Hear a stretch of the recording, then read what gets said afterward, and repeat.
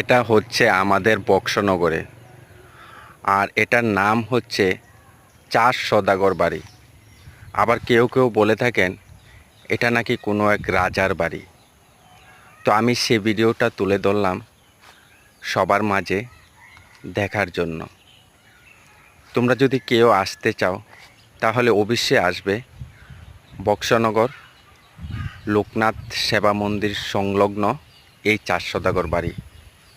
খুব অপূর্ব এই দৃশ্য, যেখানে রয়েছে সবুজ গাছ মাঠ, তারপর রয়েছে ফুল বাগান, তারপর রয়েছে সেই পুরাতন কিছু স্মৃতি, যে স্মৃতিগুলা আজও রয়েছেন।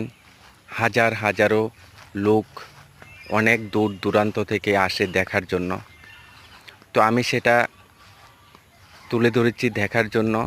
তার কারণটা হচ্ছে এটা তোমাদের কাছে কীরকম লাগে অবশ্যই আমাকে জানাবে। আমি আগামী ভিডিওতে আরও সুন্দর সুন্দর দৃশ্য দেখাবো।